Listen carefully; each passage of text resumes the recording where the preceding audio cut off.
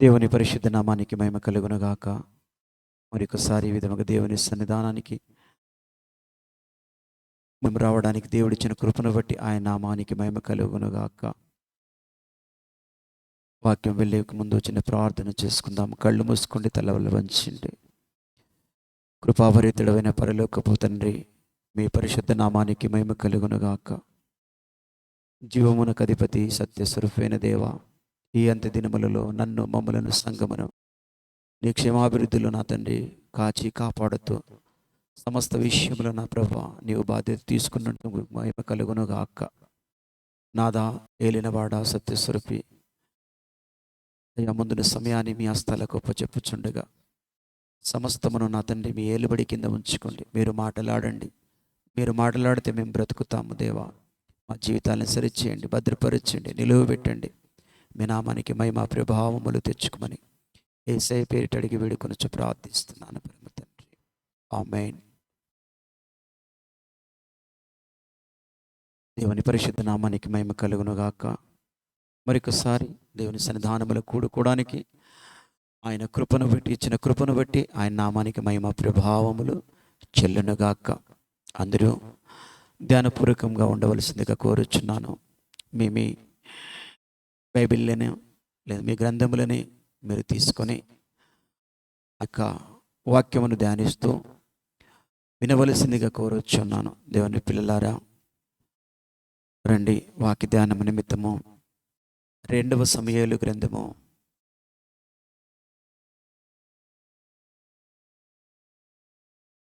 2వ సమూయేలు గ్రంథము దాని 6వ అధ్యాయము 7వ వాక్యం చదువుకుందాం. యెహోవా కోపము ఉజ్జాయి మీద రగులుకొనెను.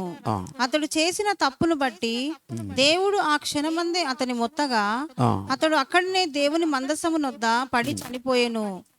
యెహోవా ఉజ్జాకు ప్రాణోపద్రవము కలగజేయగా దావీదు వాక్కిలపడి ఆ స్థలమునకు పెరేజు ఉజ్జా అను పేరు పెట్టెను. నేటికిని దానికి అదే పేరు. దేవునికి మహిమ కలుగునుగాక. ఇక్కడ సమూయేలు గ్రంథము 2వ సమూయేలు 6 దాని 6 నుండి 6-7 మనము చూసుకున్నట్లయితే దేవుని మందసమును దావీదు వస్తున్నప్పుడు ఒక భయంకరమైన పరిస్థితి అక్కడ సంభవించినట్లుగా చూస్తూ ఉన్నాం. ఆ యొక్క మందసమును తీసుకొని వస్తున్నప్పుడు అక్కడ జరిగిన విషయం మనం పరిశీలించినట్లయితే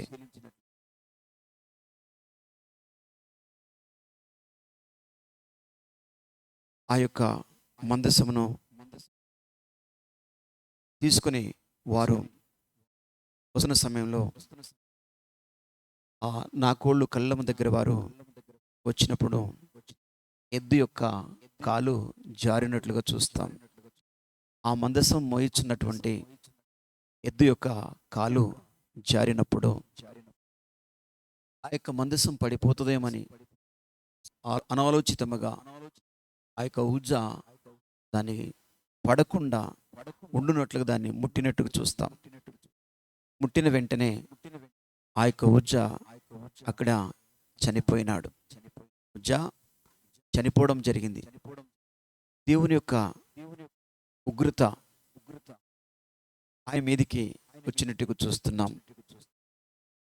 ఆ పరిస్థితిని చూస్తున్నటువంటి దావీదు కూడా ఎంతగానో హృదయంలో వ్యాకుల పడినట్లుగా చూస్తాం.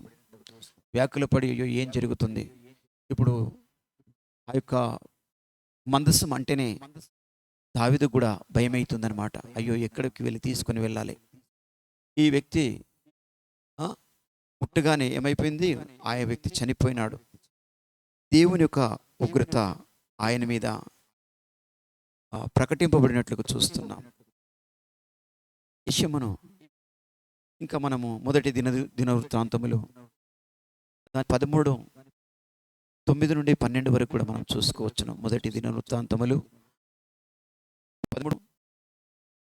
13:9 నుండి 12 వరకు చదివినట్లయితే వారు కీదోను కళ్ళమునొద్దకు వచ్చినప్పుడు ఎడ్లకు కాలు జారినందున మందసం పట్టుకొనవలనని ఉజ్జా చేయి చాపగా కళ్ళం దగ్గరికి వారు వచ్చినప్పుడు ఆ యొక్క ఎద్దు యొక్క నాకోను కళ్ళం దగ్గరికి వారు వచ్చినప్పుడు ఆ మందసం తీసుకుని వస్తున్న సమయంలో ఆ ఎద్దు యొక్క 2 ఎద్దులు దాన్ని మోస్తున్నాయి. ఫిలిష్తీయుల దేశం నుండి మాత్రము 2 పాడి ఆవులు దాన్ని మోసుకొని వచ్చినట్టుగా చూస్తాం. కానీ వీరొక కొత్త బండిని సరళ వృక్షముల చేత కర్రలను తీసుకుని వచ్చి ఒక నూతనమైన బండి వీరు తయారు చేసినారు. ఇప్పుడు ఫిలిష్తీయుల బండి కానీ ఫిలిష్తీయ ఆవులు కానీ దానికి లేవు. ఇప్పుడు ఇజ్రాయేలు మధ్యలో రాజైన దావీదు అక్కడ రాజుగా ఉన్నారు. ఉన్న సమయంలో ఆ యొక్క మందసమును తీసుకొని రావడానికి వారు సిద్ధపడినప్పుడు అక్కడ ఉన్నటువంటి సహోదరులు ఆ యొక్క బండిని నడిపిస్తున్నారు, తోలుతూ ఉన్నారు. ఆ బండి మీద ఆ మందసము పెట్టుబడి ఉన్నది. పెట్టుబడి ఉన్నప్పుడు ఆ నాకోను కళ్ళం దగ్గరికి వచ్చినప్పుడు అనుకోకుండా ఒక ఎద్దు యొక్క కాలు జారినట్లుగా చూస్తున్నాం. ఎద్దు కాలు జారినప్పుడు ఆ మందసం ఇక్కడ పడిపోతుంది అని ఆయన దాన్ని ముట్టడం జరిగింది. ముట్టిన వెంటనే ఆయన అక్కడక్కడే మరణించినాడు. ఉజ్జా ముట్టిన వెంటనే చనిపోయినారు అని మనం అనేక మార్లు వింటున్నాం. అసలు ఎందుకు చనిపోయినాడు? కారణం ఏమిటి? కారణం ఏమిటి? చనిపోయినాడు వాస్తవమే. అసలు పడిపోతున్న దానికి ఉజ్జా ఆదరించాలనుకున్నాడు, దాన్ని కాపాడాలనుకున్నాడు, పడకుండా మందసమును నిలబెట్టాలనుకున్నాడు. ఆయనలో ఏ దురుద్దేశము లేదు. అంతేకాకుండా ఇంకో ఉద్దేశం పెట్టి ఏదైనా తనకు తానుగా ఒక మందసమును ముట్టాలని కూడా ఆశ పడలేదు. అనుకోకుండా జరిగినటువంటి విషయం, అన్ఎక్స్పెక్టెడ్ ఇట్ వాస్ హ్యాపెన్. అనుకోకుండా జరిగినప్పుడు అనుకోకుండానే ఆయనలో ఏమి అనుకోకుండానే ముట్టినాడు. ముట్టిన వెంటనే ఆ యొక్క ఉజ్జ అక్కడికక్కడే చనిపోవడం జరిగింది. ఈ చనిపోయిన తర్వాత ఆ పరిస్థితి చూసిన దావీదు కూడా గుండె చాలా గుబులుమన్నదనమాట. అయ్యో, ఈ మందసమును నేను రాజమందిరం కూడా తీసుకుపోయి ఎక్కడో పెట్టుకోసాలనేమో. ఆ భయం కూడా ఆయనలో పట్టుకుందనమాట. దేవునికి స్తోత్రములు. ఈ ఉజ్జ మరణానికి కారణం ఏమిటి? ఉజ్జ మరణానికి కారణము ఏమిటి? ఈ ఉజ్జ మరణించడానికి దాని వెనుకున్నటువంటి విషయం మనం గమనించినట్లయితే సంఖ్యాకాండము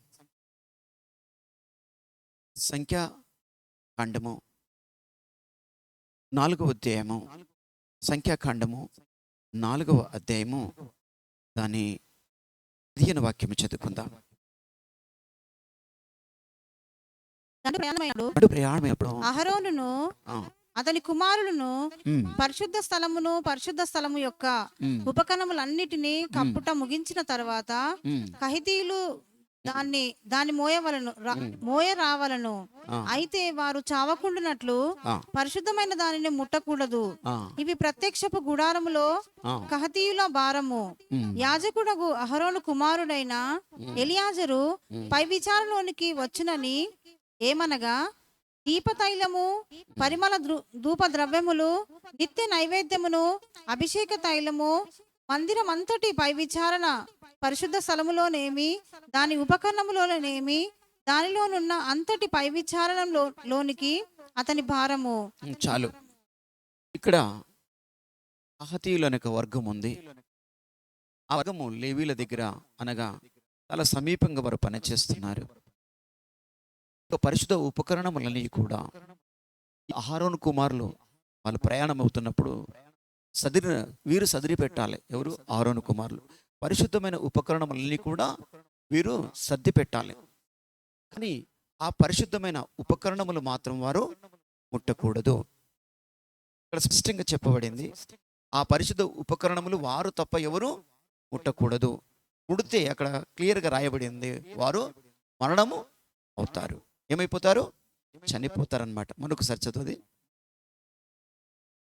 దండు ప్రయాణమైనప్పుడు అహరోనును అతని కుమారులను పరిశుద్ధ స్థలం యొక్క ఉపకరణములన్నిటినీ కప్పుట ముగించిన తర్వాత కహితీయులు దాన్ని మోయ రావాలను.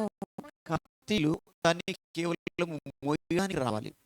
వారు చావకుండునట్లు పరిశుద్ధమైన దానిని ముట్టకూడదు. పరిశుద్ధమైన దానిని వారు ముట్టకూడదు. ఇక్కడ ఆజ్ఞ ఏమనగా పరిశుద్ధమైనది లేవీలు తప్ప, లేవి గోత్రము తప్ప ఎవరు ముట్టినా వెంటనే చనిపోతారు. అది దేవుని మందసముకు ఉన్నటువంటి ప్రత్యక్షత. అదే సమయంలో ఆ మందిరములోనికి కూడా, పరిశుద్ధ స్థలములోనికి వెళ్ళాలన్న కూడా సంవత్సరానికి ఒకసారి ఒక యాజకుడు, ప్రధాన యాజకుడు, వారిలో ఉన్న ప్రధాన యాజకుడు మాత్రమే ఆ పరిశుద్ధ స్థలములోనికి కాలు మోపాలి. దానికి ఒక నియమ నిబంధనలు ఉన్నాయి. అనగా ఎవరంటే వారు ఆ యొక్క పరిశుద్ధ స్థలములోనికి ఆ సేవ ఉపకరణములు ముట్టడానికి అర్హత లేదు. ఇలాంటి పరిస్థితుల్లో వీరు మోయడానికి నియమింపబడ్డారు. కానీ ఈయనేం చేసినాడు, పాపం ఆయనకు తెలియకుండానే దాన్ని ముట్టినాడు. చావకుండునట్లు వారు ముట్టకూడదు, చావకుండునట్లు వారు ముట్టకూడదు. వీరు కహితూయులు, వీరు మోయేవారు. ఈ యొక్క మోసే వర్గం మందసం మోయగలరు.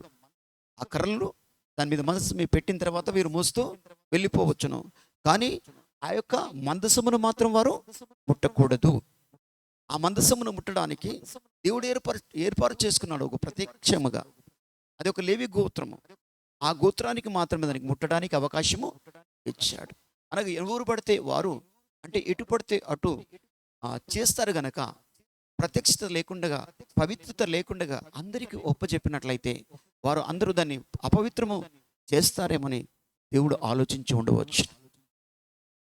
ఆ కారణము చేత ఒక ప్రత్యేకమైన పద్ధతి ప్రకారముగా, ప్రత్యేకమైన పరిస్థితుల గుండా దేవుడు వారికి నడిపించినారు. ఈ మందసం విషయంలో అయితే ఇంకా చాలా నిష్ట కలిగి ఉన్న వారికి ఆ యొక్క మందసంలో ఉన్నటువంటి ఉపకరణములు కానీ, దానికి ఉన్న పరిశుద్ధమైన వస్తువులు కానీ ముట్టడానికి అధికారము కేవలము ఎవరికి ఇచ్చారు? ఆ యొక్క లేవీలకు ఇచ్చారనమాట. అహరోను కుమారులకు ఇవ్వబడ్డది. ఈ అహరోను కుమారులు ఎక్కడన్నా ప్రయాణం మొదలుపెట్టినారంటే గుడారం వేసిన తర్వాత మళ్ళీ వీరు సర్దాలి, వీరే దాన్ని ప్రతిష్ఠించాలి. వీరు మళ్ళీ తీసి కట్టిన తర్వాత దాన్ని అన్ని మందసం అంతా సర్దిన తర్వాత వీరు కేవలము సర్ది పెట్టి దాన్ని కప్పిన తర్వాత వీరు అప్పుడు మందసమును అది మూయడానికి ఆ కర్రలు కలిగినటువంటి ఇలా చేసింది ఉంటుందన్నమాట. ఆ కర్రలు పట్టుకొని వారు లేపుకొని భుజముల మీద వారు మొయ్యాలంతే. భుజముల మీద వారు మొయ్యాలి, కానీ దాన్ని ముట్టకూడదు. ఇది దేవుని ఆజ్ఞ. ఇది దేవుని యొక్క ఆజ్ఞ. మోషే యొక్క ధర్మశాస్త్రం విషయము తెలియజేసినటువంటి ఆజ్ఞ. ఈ ఆజ్ఞ ఎవరు మీరినా ఏమైపోతారు? మరణమైపోతారు, చనిపోతారు అన్నమాట. అంటే ఎంత కఠినమైనటువంటి పరిస్థితి కదా. కానీ అంత దగ్గరగా ఉన్న వారు ముట్టకుండా బహు జాగ్రత్తగా ఉండవలసిన అవసరము దేవుడు వారికి తెలియజేసినాడు. ఎందుకంటే వీరిని ఆయన ప్రత్యక్షపరిచినాడు, పరిశుద్ధపరిచినాడు. అదే సినాయి పర్వతములో, సినాయి పర్వతం కింద ఆ దూడను ఆరాధిస్తున్నప్పుడు ఏ గోత్రం బయటికి రాలేదు. కానీ ఏవో పక్షమున ఉండడానికి ఒక గోత్రమే బయటికి వచ్చింది. ఆ గోత్రం పేరు లేవి గోత్రము. ఆ గోత్రము బయటికి వచ్చి ఏవో పక్షమున నిలబడిన కారణము చేతనే ఆ పరిశుద్ధమైనటువంటి కార్యములు చేయడానికి, ఆ ఉపకరణములన్నీ వారు సిద్ధపరచడానికి, అంటే ప్రత్యక్షముగా దేవుని సన్నిధిలో వారిని నిలబెట్టుకున్నాడు. కేవలం ప్రత్యేకించి ఆయన కొరకే వారు లేవీలను ఏం చేసినాడు? ఆయన కొరకు మాత్రమే వాళ్ళు ప్రతిష్ఠించి వారిని నిలబెట్టుకున్నాడు దేవుడు. ఎందుకనగా వారు చాలా రోషం కలిగిన వారు, నిష్ట కలిగిన వారు. దేవునికి స్తోత్రం. ప్రభువు కంటే ఎక్కువగా దేన్ని ప్రేమించేటి వారు కారు. ఎందుకంటే తల్లి అయినా, తండ్రి అయినా, సహోదరుడైనా ఎవరైనా పర్వాలేదు, ఆజ్ఞను అతిక్రమించి దేవునికి తిరుగుబాటు చేసినప్పుడు వారు తన ఖడ్గము చేత వారి నరికి అనే సంహారము చేసినట్లు చూస్తాం. అనగా అన్ని విషయముల కంటే వారు కేవలము దేవుణ్ణి మాత్రం ప్రేమిస్తున్నవారు. ఎవరిని ప్రేమిస్తున్నారు? కేవలము దేవుణ్ణి మాత్రమే ప్రేమిస్తున్న కారణము చేత అక్కడ వారిని మాత్రమే ఆయన నియమించుకున్నాడు. చూడండి, అనగా దేవుణ్ణి ఎంతగా ప్రేమిస్తామో మనకు అంతగా సమీపంగా ఉంటాడు. స్తోత్రములు. అనగా ఆ పరిశుద్ధ ఉపకరణములను వారు ముడుతున్నారు, ఆ పరిశుద్ధ ఉపకరణములు శుభ్రము చేస్తున్నారు, ఆ పరిశుద్ధ ఉపకరణములు వారు సిద్ధము చేస్తున్నారు. అదే సమయంలో ఆ పరిశుద్ధ ఉపకరణములు ప్రతిష్ఠిస్తూ ఉన్నారు. వారికి మాత్రమే దేవుడు అధికారము ఇచ్చాడు. అంటే పరిశుద్ధమైనది ముట్టడానికి ఎవరికి దొరికింది అధికారము? కేవలము లేవి గోత్రానికి దొరికింది. అంటే అన్ఫార్చునేట్లీ అనుకోకుండా ఈ ఉజ్జయి ఏం చేసినాడంటే ఆ ఎద్దు ఒక కాలు జారిన కారణము చేత ఆ మందసం మీద పడిపోతుందో అని అనుకోకుండా చెయ్యి అడ్డం పెట్టినాడు, ముట్టినాడు, వెంటనే మరణమైపోయినాడు. అంటే దేవుని ఆజ్ఞ, దేవుని ఆజ్ఞ అనాది కాలంలో బహు భయంకరముగా భీకరముగా ఉండే. ఆయన ఏదైతే ఆ ధర్మశాస్త్రము అది ఒక వ్యక్తిని ఒక పాపిని ఏం చేసింది వెంటనే శిక్షకు గురి చేసింది, చంపివేసింది. అనగా ఆ యొక్క భయంకరమైన ఆజ్ఞ మూలముగా వారు నడిచిన కూడా వారికి సరి అయిన మారు మనసు దొరకలేదు. ఆ మారు మనసు లేకుండా ఆ కారణము చేతనే దేవుడు ఒక వర్గమును లేదా ఒక శేషమును ఆయన కోసం వాడుకున్నాడు. ఆయన పరిశుద్ధ విషయంలో అందరికీ ఒప్పచెప్పలేదు, కానీ కేవలం కేవలం ఆయన మనసును ఎరిగిన వారు, ఆ యొక్క ధర్మశాస్త్ర ప్రకారముగా నడుచుకుని వారు, వారు పరిశుద్ధముగా ఉండువారు, వారు శుచి చేసుకుని వారై ఉన్నారు గనక, దేవుని యొక్క మాటలకి లోబడుతున్నారు గనక ఆ విషయం చేతనే వారు ఆయనని దేవుడు వారిని ప్రతిష్ఠించుకున్నాడు. ఆ కారణం ముఖ్య కారణం ఒకటే, ఆ ఉజ్జ చనిపోవడానికి అతిక్రమించినాడు. ఆ ఆజ్ఞను మోయివాడుగా ఉన్నాడు. ఆ మోయివాడు ఏం చేసినాడు? అనుకోకుండా ఆ మందసమును ముట్టినాడు. ముట్టిన వెంట ఏమైపోయాడు? మరణమైపోయినాడు. ఇది ఉజ్జ చనిపోవడానికి గల ముఖ్య కారణము. అనగా ఇతరులు లేవికి తప్ప ఇతరులు దాన్ని ముట్టకూడదు. ఎవరైతే ప్రతిష్ఠించబడినారో ఒక క్రమము, అదొక క్రమము. ఆ క్రమములో ఎవరైతే ఉండగలుగుతారో, దేవుని సంకల్పం ఎవరి మీద ఏమేమి పనులు మోస్తారో ఆ పనులు మాత్రం వారు ఖచ్చితంగా చేయాలి. తొందరపడకూడదు. తొందరపడి ఒకరు చేసేది ఇంకొకరు చేయాలని ఆలోచించకూడదు. దేవుడు మనకి ఏదైతే సంఘములు కానీ సమాజములు కానీ ఆ యొక్క పరిచర్యలు కానీ ఏదైతే మనకు ఒప్పచెప్తాడో ముందుగా అది నమ్మకముగా మనము చేసినప్పుడు దేవుడు ఇంకా కృప కుమ్మరిస్తాడు. అనగా ఇంకా ఆయన వాడుకోవడము మొదలు పెడతాడు. ఆయన వాడుకోకుండా మనం వాడబడాలని మనలో ఎప్పుడూ అనుకోకూడదు. ఒకవేళ అనుకున్నట్లయితే దేవుని చిత్తము కాదు. ఒకవేళ దేవుని కూడా నేను తోడ్పాటు అందిస్తున్నాను, దేవుని పని చేస్తున్నానని మనం అనుకుండవచ్చు. సంఘము క్షేమాభివృద్ధి కోసమే నేను చేయాలని అనుకుంటున్నాం. కానీ దేవుని యొక్క ప్రత్యక్షత రాకుండానే మనం ఇదేదో అనుకున్నప్పుడు అందులో సఫలము మనము కాజాలము ఓడిపోతాం. అందుకే దేవుని యొక్క ప్రత్యక్షతను ఎరిగిన వారమై ఉండాలి. ఆయన యొక్క మనసును ఎరిగిన వారమై ఉండాలి. ప్రభువా, సంఘములో తనకి ఏదైతే పని ఒప్పచెప్తాడో దేవుడు ఆ క్రమము చొప్పున ఆ పనిని మనము నిర్వర్తించాలి. అది అపోస్తుల కాలంలో కూడా దేవుడు ఏదైతే ఒక్కొక్కరికి పని ఒప్పచెప్పినారో, ఒకరు ఇస్తరాకులు తీస్తున్నారు, ఒకరు పరిచర్యలు చేస్తున్నారు, ఒకరు బోధిస్తున్నారు, ఒకరు ప్రవచనములు చెప్తున్నారు, ఇంకా కొందరు అపోస్తులుగా ఉన్నారన్నమాట. ఆ యొక్క పరిచర్య చేసేవారు కూడా ఏం చేసినారు? వారి సమయం వచ్చేంత వరకు కూడా ఆ యొక్క సంఘముల వాళ్ళు తమ తమ స్థానములను బట్టి వారు తమ పనులను నెరవేరుస్తూ వచ్చినారు, దేవునికి మహిమపరుస్తూ వచ్చినారు. కానీ పేతురు చేసింది నేను చేస్తాను, లేకపోతే ఇంకా యోహాను చేసింది నేను చేస్తాను, వారు ఎవరు కూడా ఆ విధంగా ఆలోచించలేదు. ఒక స్టెఫెన్ జీవితంలో చూస్తాం, పని భోజనమును వడ్డించడానికి ఆయనకు పెట్టినారు. ఏం చేసినారు? భోజనము వడ్డించడానికి ఆయనను పెట్టినప్పుడు, ఎందుకంటే రెండవ తరం అపోస్తులు వారు, ఈ రెండవ తరములో వారు వచ్చిన వారు ఎంత నిష్ట కలిగి ఉన్నారంటే యవ్వన కాలంలో కూడా దేవుని కొరకు నిష్ట కలిగి ఉన్నారు. ఏ పని ఒప్పచెప్పబడుతున్నదో ఆ పని వారు చేస్తూ వస్తున్నప్పుడు దేవుని యొక్క అభిషేకము దినదినము వారి మీద అధికముగా అయినప్పుడు వారు బహుగా వాడబడ్డారు. చివరికి తమను తాము దేవుని కొరకు అర్పించే మనసు దేవుడు వారికి ఇచ్చి ఆ విధమైన స్థితిలోనికి వారు తీసుకుని వచ్చినాడు. మనముగా ఏది చేద్దాం అనుకున్న మన వల్ల అయ్యేది అది ఓడిపోతాం. కనుక దేవుని పిల్లలారా, వాక్యం వింటున్న వారులారా, మన పరిస్థితి ఏంటి? దేవుడిచ్చిన తలాంతును మనం కాపాడుకుంటున్నామా? దేవుడి యొక్క ఏ స్థితిలో మనం ఉంచాలనుకుంటున్నాడో ఆ స్థితిలో మనము ఉంటున్నామా? ఆయన గురించి కాదు, ఇంకా మోషే అహరోనులు కూడా మనం చూస్తాం. ఎవరిని? మోషే అహరోనులను కూడా చూస్తాం. దేవునికి స్తోత్రములు. సంఖ్యాకాండము 7:9 చూద్దాం. దేవుని మహిమ కలుగును గాక.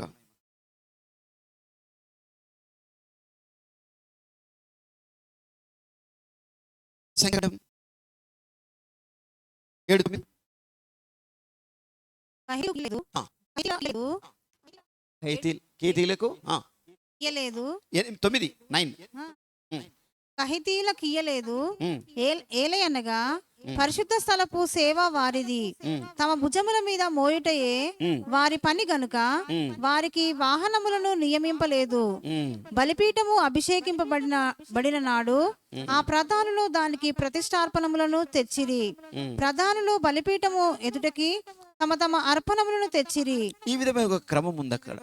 వీరు ఏం చేయాలి? దాన్ని భుజముల మీద మొయ్యాలి. అయితే వీళ్ళు ఏం చేయాలా? కేవలం భుజం మీద మీద మాత్రం వాళ్ళకు ఒక పని పెట్టాడు దేవుడు. నీవు పని చేయాలి, ఖచ్చితత్వము. ఏం చేయాలి? వీరు భుజముల మీద మోయడానికి పనికొస్తారు. కానీ ఉజ్జా పరిస్థితి చూసినప్పుడు లేకుండానే దాన్ని ఆదుకోవాలనుకున్నాడు. అనగా చెయ్యి అందించాలనుకున్నాడు, పరిచర్యకు ఆదుకోవాలనుకున్నాడు. తప్పు ఆయన అనుకోకుండా, అంటే తనకు తాను కాదు, కాకపోతే ఆయనకు తెలుసు దాన్ని ముట్టకూడదని ఆయనకు తెలుసు. అంతకుముందే బోధింపబడిన వాడై ఉన్నాడు అనమాట. ఆయన పని ఏంటో ఆయన స్పష్టంగా ఎరిగి ఉన్నాడు, తెలుసుకొని ఉన్న కూడా ఏం చేసినాడంటే అనుకోకుండా దాన్ని ఆధారం అయిపోవాలనుకున్నాడు, దాన్ని నిలబెట్టాలనుకున్నాడు. కానీ దేవుడు ఏం చేసినాడు? ఆయనకు శిక్షకు గురి చేసినాడు. అనగా ఈ యొక్క వారి పని ఏంటి? భుజముల మీద మోసుకుంటూ వెళ్ళాలి. ఆ వెళ్ళకి బదులుగా ఆయన కొంచెము ముందడుగు వేసినట్లుగా చూస్తాం. అదే ఇప్పుడు సంఖ్యాకాండం 20 అధ్యాయము దాని 7వ వాక్యం చదువుకుందాం. 7 నుండి 13 వరకు చూస్తాం. దేవునికి స్తోత్రములు. సంఖ్యాకాండం 20. అంతటా యెహోవా మోషేకు ఇలాగు సెలవిచ్చెను, నీవు నీ కర్రను తీసుకొని నీవు నీ సహోదరుడైన అహరోనును ఈ సమాజమును పోగు చేసి వారి కన్నుల ఎదుట ఆ బండతో మాట్లాడుము. అది నీళ్ళనిచ్చును. నీవు వారి కొరకు నీళ్లను బండలో నుండి రప్పించి సమాజమునకు వారి పశువులకు త్రాగుటకిమ్ము. చాలా అక్కడి వరకు చదువు, మళ్ళీ తర్వాత వెళ్దాం. ఇక్కడ మోషేకు అహరోనులకు దేవుడు ఒక ఆజ్ఞ ఇచ్చినాడు. అయ్యా, అక్కడ నీళ్లు లేవు, వారికి నీళ్లు లేక ఎండిపోతున్నారు. అరణ్య మార్గము గనక తప్పితోని వాళ్ళ యొక్క పశువులు పిల్లలు అందరూ ఆర్తనాదాలు చేస్తున్నారు నీళ్లు లేక. ఇలాంటి పరిస్థితుల్లో వారు కునుగుతున్నప్పుడు మోషే అహరోనుల మీద వారు సనుగుతున్నారు. భయంకరమైనటువంటి దూషణ మాటలు మాట్లాడుతున్నప్పుడు చాలా నిజంగా చెప్పాలంటే అక్కడ మోషే చాలా బాధలో ఉన్నాడు, వేదనలో ఉన్నాడు. అదే సమయంలో ఎందుకు కొంచెం కోపంతో ఉన్నట్టు కూడా అనిపిస్తుంది.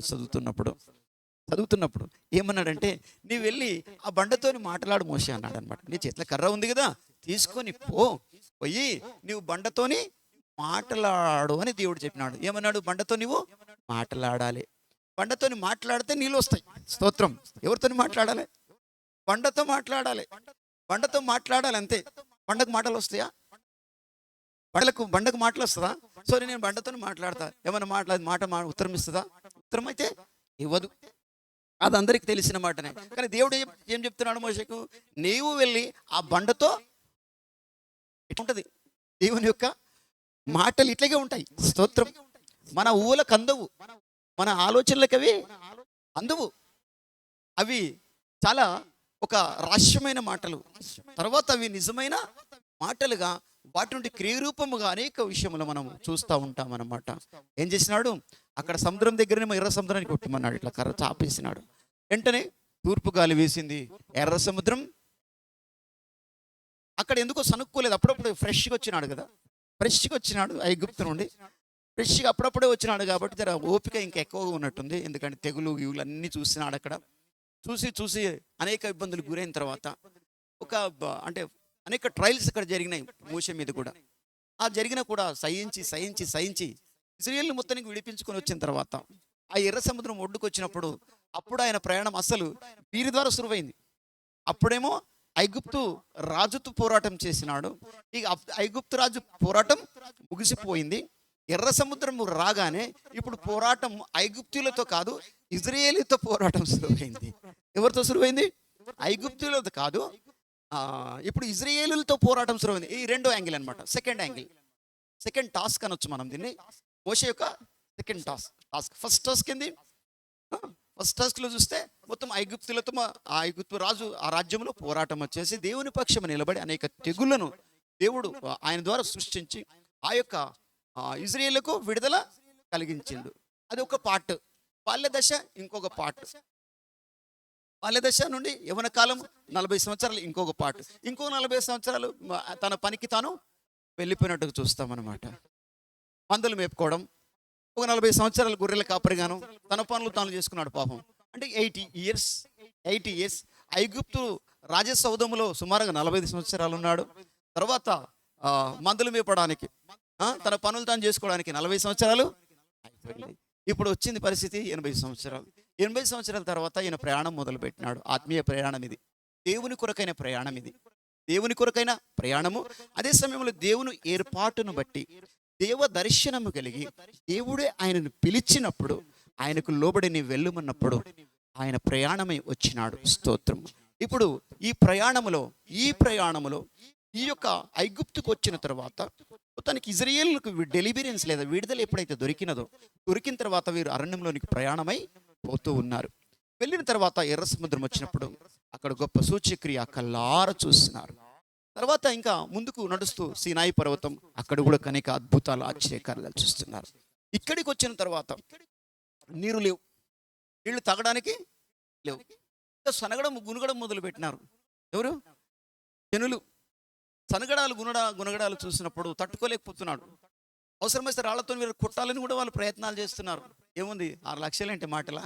ఒక చిన్న రాళ్ళు వేసిన వాళ్ళు అక్కడే స్మాష్ సమాధి అయిపోతుంది అనమాట. రాళ్ల సమాధి చేయొచ్చు ఆయన వాళ్ళిద్దరిని, హారూను మోషేను చేయవచ్చును. పాపం తట్టుకోలేకపోతున్నారు వాళ్ళను. ఆ విడిపించినప్పుడు ఏం ప్రాబ్లం లేకుండే. ఒక ఎవరితో పోరాటం ఉండే? ఆ యొక్క ఐగుప్తు రాజు ఫరో తో మాత్రమే పోరాటం ఉండే. ఇప్పుడు ఇక్కడికి వచ్చేలాగా పోరాటం 6 లక్షలు కాదు, ఆ పిల్లలు తల్లులు అందరు కలిపి ఇంకా పురుషులు మాత్రం లెక్క పెట్టడం జరిగింది. అదే విధంగా ఒక 40 లక్షల వరకు కూడా ఉండి వచ్చిన వారు. ఇప్పుడు వీరందరితో ఏమైపోతుంది? వీరి మధ్యలో నలిగిపోతున్నాడు. ఎవరు? మోషే. వీరి మధ్యలో నలిగిపోతూ నిజానికి పాపం చాలా ఇబ్బందులు ఇరుకులు పడుతూ ఉన్నాడు. ఏం చేయాలో అర్థం కాని పరిస్థితుల్లోకి వెళ్ళిపోతున్నాడు. దేవుని మీద ఆధారపడ్డాడు, but at the same time మనిషిగా ఉన్నాడు కాబట్టి, ఆయన కూడా ఒక మనిషి ఉన్నది కాబట్టి, ఫిజికల్గా ఉన్నాడు కాబట్టి, రక్త మాంసములతోనే ఉన్నాడు కాబట్టి, ఆ రక్త మాంసముల విషయం కలిగిన కారణం చేత అనేక ఇరుకులు, ఇబ్బందులు, ఆయాసములు కూడా ఈయనకు ఎదురవుతున్నాయి. ఇప్పుడు ఆ మనుషులు ఏం చేస్తున్నారు? మాకు నీళ్లు కావాలని. సరే, దేవునితో అడిగినాడు, ప్రభువా ఇప్పుడు నేను నీళ్ళకి వెళ్ళేవాళ్ళని, ఈ అరణ్యంలో నేను ఏం చేయాలి చెప్పు అని ప్రార్థించినప్పుడు దేవుడు అన్నాడు, మోషే అదొక బండ కనబడుతుంది, ఆ బండతో నువ్వు వెళ్ళి మాట్లాడు, నీళ్ళు ఏమని చెప్పు. పాపం సరే అనుకున్నాడు. దేవుడు చెప్పిన మాట సరే అని ఆరోను అన్నం తీసుకున్నాడు. నడు, కొంత పెద్దల్ని కూడా పోగు చేసుకున్నాడు. పోదాం నడుండి, ఆ బండ దగ్గరికి పోదాం నడు. నీళ్ళు కడిగితే బండ దగ్గరికి పోవాలన్నా? నడువు, దేవుడు చెప్పినాడు నడుండి. సరే నడు, చూస్తాం నీ సంగతి అనుకుని వీరు కూడా ఆయన వెంబడి వెళ్ళిపోయినారు అనమాట. వెళ్ళిపోయినప్పుడు ముందుకు చదువు. యెహోవా అతనికి ఆజ్ఞాపించినట్లు మోషే ఆయన సన్నిధి నుండి ఆ కర్రను తీసుకొని పోయెను. తర్వాత మోషే అహరోనులు ఆ బండ ఎదుట సమాజమును పోగు చేసినప్పుడు అతడు వారితో, ద్రోహులారా వినుడి, అతడు వారితో సమాజమును పోగు చేసి సన్నిధిలో నుండి ఆ కర్రను తీసుకొని అన్నయ్య అహరోను పెట్టుకుని ప్రయాణమయ్యి ఆ బండ దగ్గరికి వెళ్ళి ఆ ఇజ్రాయేల్ సమాజములో ఉన్న పెద్దలందరూ ఎదుట ఏమంటున్నాడు? ద్రోహులారా వినుడి. అంటే ఈ మాట విన్నప్పుడు నాకు కూడా ధ్యానిస్తున్నప్పుడు కొంచెం బాధనే కలిగింది. ఏంది మోషే ఇట్లా మాట్లాడుతున్నాడు ఏంటి? మోషే ఇంత ప్రత్యక్షత కలిగిన వాడు, ఇంత ప్రత్యేకమైన వాడు, దేవుని యొక్క దర్శనము కలిగిన వాడు కూడా ఇంతగా మాట్లాడుతున్నాడు అని నేను ఆలోచించినప్పుడు అనిపించింది, అయ్యో ఆయన కూడా మనిషే కదా. ఆయన కూడా అంటే వారి టార్చరింగ్ ఎంత భయంకరంగా ఉందో, వారి యొక్క టార్చరింగ్ ఏదైతే ఉందో, అంటే ఆయన మీద నేరాలు ఆరోపణం, నిందలు మోపడము, వారి యొక్క దయనీయ స్థితిని చూసి తట్టుకోలేక ఏమంటున్నాడు? ద్రోహులారా. చాలా కోపంతో ఉన్నాడు. ఇప్పుడు ఇక్కడ ఇజ్రాయేల్ పాలెంలో పెద్దలందరూ తీసుకొని పోయిన తర్వాత అక్కడ ద్రోహులారా వినుడని చాలా కఠినమైన మాట్లాడుతున్నాడు. ఎవరికైనా బాధనే ఉంటుంది, కానీ ఈయన కూడా బాధపడుతున్నాడు. అక్కడ ఇజ్రాయేల్ నీళ్ళలేక బాధపడుతున్నారు, వాళ్ళ మాటలు వినలేక ఈయన బాధపడుతున్నారు.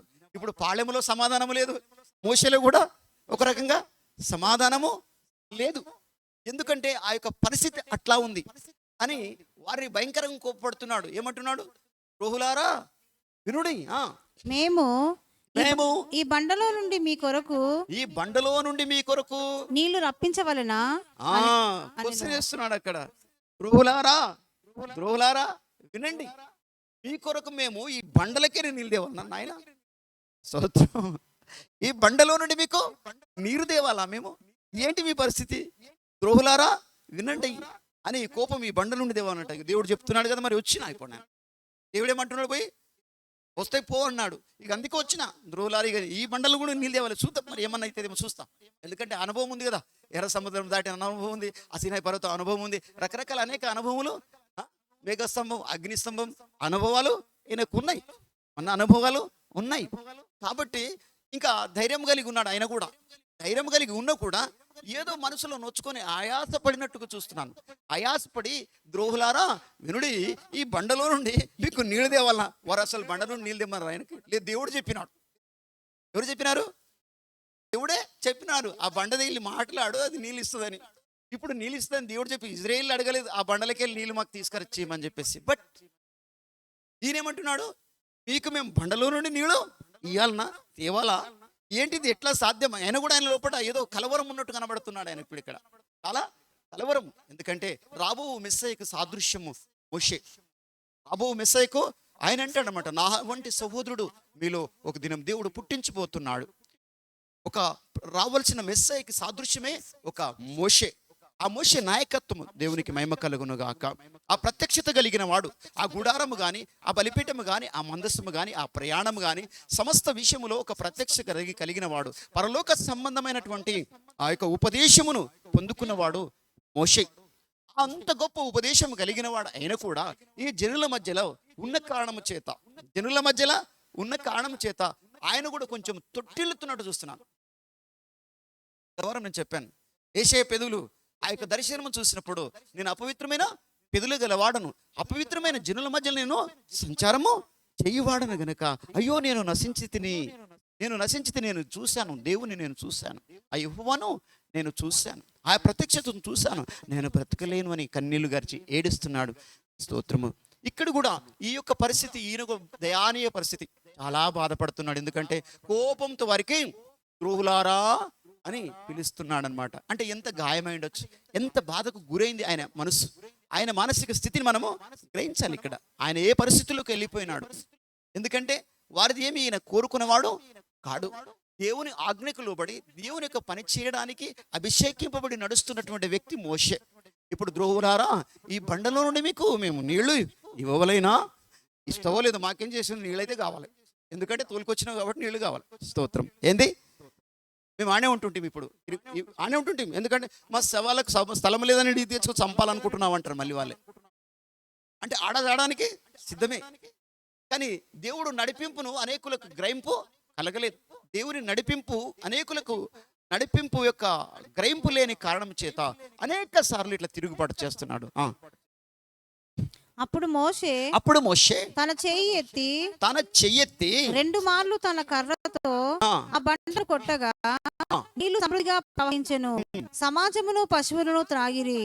అప్పుడు యెహోవా మోషే అహరోనులతో, మీరు ఇశ్రాయేలీయుల కన్నుల ఎదుట నా పరిశుద్ధతను సన్మానించినట్లు నన్ను నమ్ముకొనకపోతిరి గనుక. తప్పు చేసినాడు. మోషేకు కోపం వచ్చి 2 మారులు కర్రతో బండని కొట్టినాడు. అంటే ఇజ్రాయేల్ సమాజముల మధ్య నా నామమును మీరు ఏం చేసినారు? అవమానం పరిచినారు. అనగా నేను మీతో ఏదైతే చెప్పినట్టు చేయకుండగా నీవేం చేసినావు? బండతో మాట్లాడమంటే బండను నువ్వు కొట్టావు. ఆ కారణము చేత ఆయన నామానికి ఏమైందంట? అవమానము. పరిశుద్ధాత్మ దేవుడు అక్కడ మాట్లాడుతున్నాడు. అవమానము కలిగింది. మీరు నా నామమునకు ఇశ్రాయేళ్ల మధ్యలో ఏం చేసినారు? అవమాన పరిచితిరి గనక ఈ సమాజమును నేను వారికి ఇచ్చిన దేశములోనికి మీరు తోడుకొని పోరని చెప్పెను. అది మోరేబా జలమనబడెను. ఏలనగా ఇశ్రాయేలీయులు యెహోవాతో వాదించినప్పుడు ఆయన వారి మధ్యను తన్ను పరిశుద్ధపరచుకొనెను. మోషే కాదేశు నుండి ఏదేము రాజునొద్దకు దూతలను పంపి చాలా అక్కడి వరకు. దేవునికి స్తోత్రం. ఇక్కడ ఏం చేసినాడు? ఆ కొట్టటం మూలాన ఇప్పుడు ఏం చేసినారు? దేవునికి ఆయాసం అయిపోయింది. ఎవరి మనసు నొచ్చుకుంది? ఇక్కడ ఇశ్రాయేలు మనసు నిలులేక నొచ్చుకుంది. వారి మాటలు వినలేక మోషే మనసు నొచ్చుకుంది. కానీ దేవుడు చెప్పినట్లు చేయని కారణం చేత దేవుని మనసు కూడా. ఇప్పుడు ఈ జనులను మీరు, ఓ మోషే, ఓ అహరోను, ఆ యొక్క వాగ్దాన దేశములోనికి వీరిని మీరు తీసుకొని పోరు. చూడండి ఎంత బ్రేకప్ వచ్చింది. మీరు తీసుకొని పోరు. దేవుడు మాట్లాడేసేసినాడు వెంటనే. అంటే మనము చేసిన ప్రతి చిన్న తప్పు కూడా దేవుడు లెక్కిస్తున్నాడని జ్ఞాపకం పెట్టుకోవాలి. ఎస్, మనం చేస్తున్న చిన్న తప్పు కూడా, మన ఆలోచనలో ఉన్నటువంటి అనేక తప్పులను కూడా దేవుడు ఏం చేస్తున్నాడు? ఇక్కడ దావీదు అంటాడు అనమాట, నా ఆలోచన పుట్టక ముందే నీకు తెలిసే ఉన్నాయి ప్రభువా. కీర్తన 139లో చదువుతాం మనం. తల్లి గర్భంలో నేను రూపించబడక ముందే నీవు నన్ను ఎరిగి ఉన్నావు, నా ఆలోచనలు పుట్టక ముందే అవన్నీ నీకు తెలిసే ఉన్నవి, నా ముందు నువ్వు ఉన్నావు, నా వెనక నువ్వు ఉన్నావు ప్రభువా, నా తల మీద నీ హస్తము ఉంచి ఉన్నావు అని దావీదు మాట్లాడతాడు 139వ కీర్తనలో. స్తోత్రం, హల్లెలూయా. ఇదే విషయం దావీదు విషయంలో మనం చూసినప్పుడు, ఆ యొక్క మందిరాన్ని, అయ్యో నేను ఇంత మంచి సరళ వృక్షముల చేత అన్ని కట్టుకొని రాజమందిరంలో నేనున్నాను, దేవునికి ఒక మందసమును అనగా దేవుని ఒక మందిరము కట్టాలని ఎవరు అనుకున్నారు?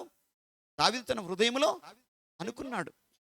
అనుకొని దేవుని తట్టు అడుగుతున్నప్పుడు, అప్పుడు వెంటనే దేవుని ఆత్మ నాతాను ప్రవక్తతో మాట్లాడి, నువ్వు వెళ్ళు నా సేవకునితో మాట్లాడు.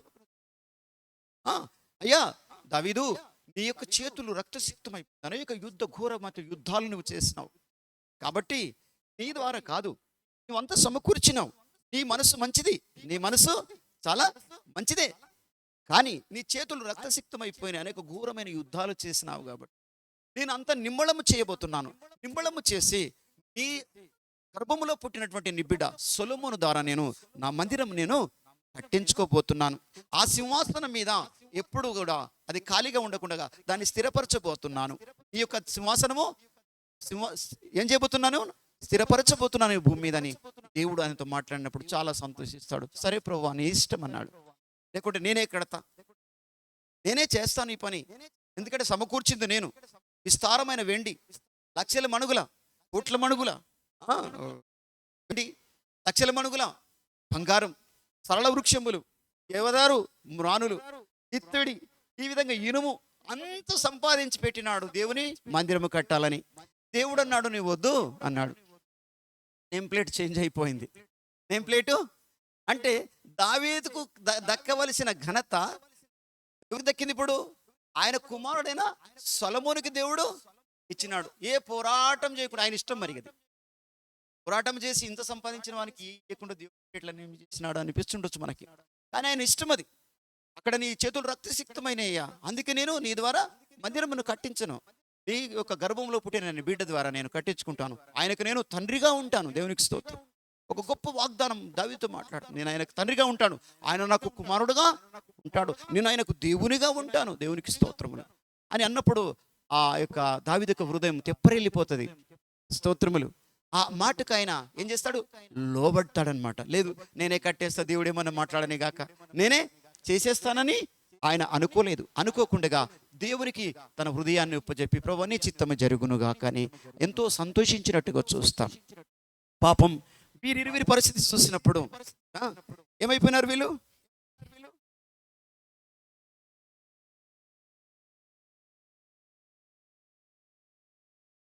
సంఖ్యాకాండం 20 అధ్యాయం దాని 24 చదవండి. 24 నుండి 29.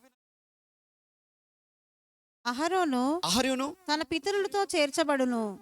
ఏలయనగా మొరీబా నీళ్ల యొద్ద మీరు నా మాట వినక నా మీద తిరుగుబాటు చేసితిరి గనుక నేను ఇశ్రాయేలీయులకు ఇచ్చిన దేశమందు అతడు ప్రవేశింపడు. ఇక్కడ 20 సంఖ్యాకాండం 20 దగ్గరికి వచ్చి 24లోనే దేవుడు మాట్లాడేస్తున్నాడు. ఆ మోరీబా దగ్గర మీరు నా మాటను మీరు వినలేదు, నాకు అవమానము, ఆ ఇజ్రాయేల్ సమాజముల మధ్య నాకు అవమానము తెచ్చినారు కాబట్టి మోషేతో అంటున్నాడు, ఈ పర్వతము ఈ యొక్క అహరోను దాటి ముందుకు రాడు. చదవం. అహరోను తన పితరులతో చేర్చబడును. అహరోను తన పితరులతో చేర్చబడును. ఏలయనగా మొరీబా నీళ్ల యొద్ద మీరు నా మాట వినక నా మీద తిరుగుబాటు చేసితిరి గనుక నేను ఇశ్రాయేలీయులకు ఇచ్చిన దేశమందు అతడు ప్రవేశింపడు. నీవు ఆ. అహరోనును అతని కుమారుడైన ఎలియాజరును తోడుకొని ఆ. హోరు కొండ ఎక్కి ఆ. అహరోను వస్త్రములు తీసి ఇప్పుడు కోరు కొండకు వెళ్ళిపో. ఈ అన్నయ్యన అహరోనును ఆయన కుమారుడైన ఎలియాజరును ఈ పాళెం దగ్గర కాదు, పాళెం అవుతున్న పైకి వెళ్ళేసి ఆ కోరు కొండ మీదకి మీరు ఆయనను తీసుకొని వెళ్ళి ఆ యొక్క అహరోను మీద ఉన్నటువంటి ఆ సేవ వస్త్రం ఏదైతే ఉందో ఆ వస్త్రం ఎవరికి ఇవ్వాలి? ఇప్పుడు ఎలియాజరు. ఎవరి కుమారుడైన ఎలియాజరు? అహరోను కుమారుడైన ఎలియాజరుకు ఇవ్వమని ఆజ్ఞాపించినప్పుడు వారు ఆ కొండ మీదకి వెళ్ళినప్పుడు దేవుడే చెప్పినాడు అనమాట. ఇప్పుడు ఆయన పితరుల దగ్గరికి ఆయన వెళ్ళబోతున్నాడు. అహరోను పితరుల దగ్గరికి చేర్చబోతున్నాడు గనక మోషే ఆయనను తీసుకొని వెళ్ళు. ఎక్కడికి? ఊరు కొండ మీదకి తీసుకొని వెళ్ళు. ఆయన అక్కడ ఏమంటున్నాడు? ఆయన అనగా ఆయన మరణానికి వెళ్ళిపోతున్నాడు. ఆ కొండ మీదకి మరణానికి వెళ్ళిపోతున్నాడు. అంటే మరణం అవ్వడానికి దేవుడే వారికి నడిపిస్తున్నాడు. ఎందుకు? ఇక సమీపంలో ఉన్నారు వారు. సమీపంలో పాలుతేనే ప్రవహించే దేశము ఆ యొక్క సమీపంలో ఉన్నారు కాబట్టి దేవుడు వీరిని అక్కడ వేరు చేసేస్తున్నాడు. ఏం చేస్తున్నాడు? వేరు చేసేస్తున్నాడు. ఇంకా యోర్దాను నది దాటిన తర్వాత అది వేరుగా ఉంటుంది. ఆ ప్రాంతంలోనికి వీళ్ళు ప్రవేశిస్తారు కాబట్టి ఇక ఇక్కడికే ఆ కోరు కొండ ఏదైతే ఉందో అహరోను పిలిచినాడు. అహరోను అక్కడ మరణమైపోయిన తర్వాత ఆయన యొక్క వస్త్రములను తీసి ఆ యొక్క ఎలియాజర్, ఆయన కుమారుడైన ఎలియాజర్కు మోషే తొడిగించినాడు. స్తోత్రం, ప్రైజ్ ది లార్డ్, హల్లెలూయా. ఈ విధంగా ద్వితీయోపదేశ కాండం 34వ అధ్యాయం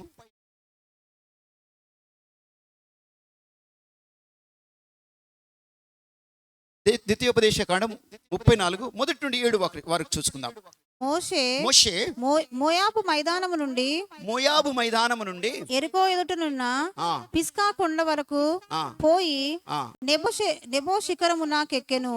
అప్పుడు యెహోవా దాను వరకు గిల్యాదు దేశమంతయు నఫ్తాలి దేశమంతయు ఎఫ్రాయిము మనష్యుల దేశమును పశ్చిమ సముద్రము వరకు యూదా దేశమంతయు దక్షిణ దేశమును సోయారు వరకును ఈత చెట్లు గల ఎరుకోలోయ చుట్టూ మైదానమునకు అతన్ని చూపించెను.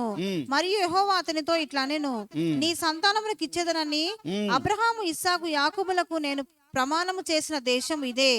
కనులారా నిన్ను దాన్ని చూడనిచ్చితిని గాని నీవు నది దాటి అక్కడికి వెళ్ళకూడదు. చూడండి, ఆయన ఇంకా ప్రాంతం కూడా కళ్ళారా చూడలేకపోయినాడు అహరోను.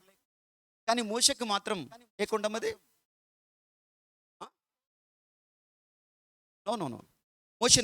మోయాబు మైదానం నుండి పిస్కా కొండ వరకు ఇంకా పోయి నెబో శిఖరం మీదకి వెళ్ళాడు. ఎక్కడ?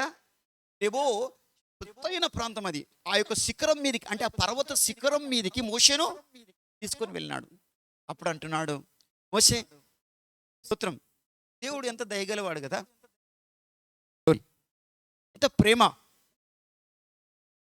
తన దాసుడు తప్పు చేసినా కూడా ఆయన ఎంతగానో ప్రేమించినట్టుగా చూస్తున్నాను. ఆ నెబో శిఖరం మీదకి తీసుకెళ్ళి ఒకసారి చూడు, దేవునికి మహిమ.